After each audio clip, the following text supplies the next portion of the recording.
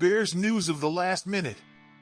Surprisingly, our reporters got this valuable information. But before we get into the news, I'd like to make a request: subscribe to the channel so we can soon surpass the number of subscribers of Packers. Together, we will conquer the rank of the main news channel. The Chicago Bears had victory snatched away from their grasp after permitting the Denver Broncos to mount a comeback in Week 4. Now, Chicago aims to swiftly recover from that surprise setback and prepare for a Thursday night football clash against the Washington Commanders. Bears quarterback Justin Fields delivered an exceptional performance against the Broncos, setting career highs with 300 passing yards and 4 touchdowns last week. Chicago confronts yet another vulnerable defensive secondary that they can capitalize on to put points on the scoreboard. Nevertheless, securing their first win of the season won't come without challenges.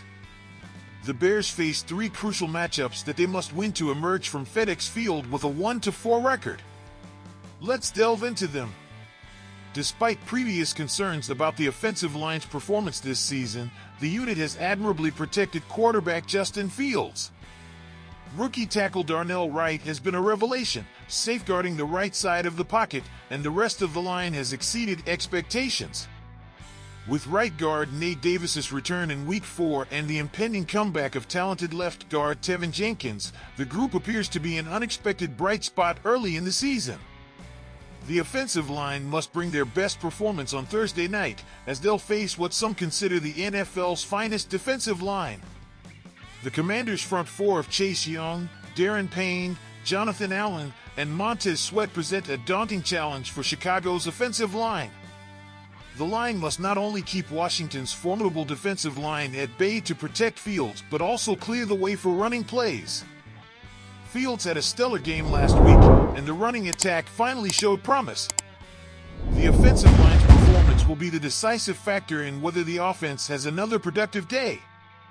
Fields silenced the doubts about his future with Chicago by posting impressive stats of 335 passing yards and 4 touchdown passes.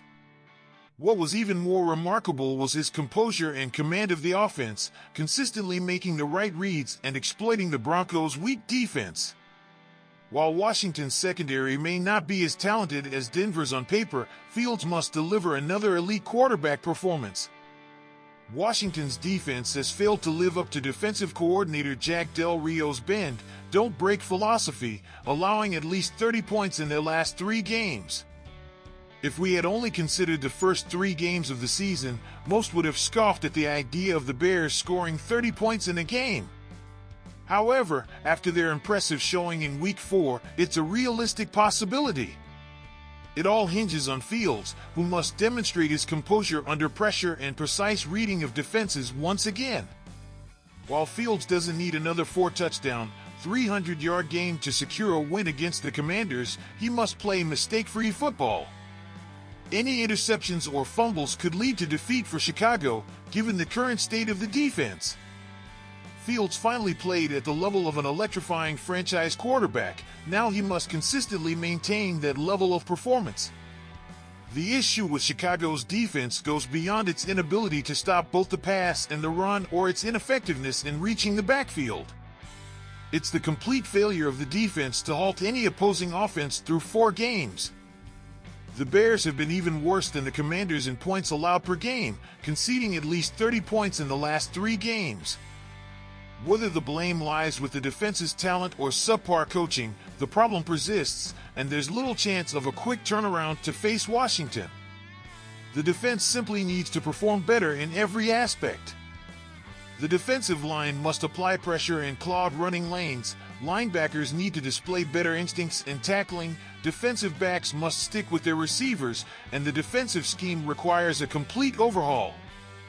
While it may appear unfair to highlight issues that can't be fixed in a short week, it can be argued that these problems should have been identified and addressed during training camp. That didn't happen, and now, there's no one-size-fits-all solution that will improve the defense's chances of winning games. The unit will continue to struggle, as it has throughout the season.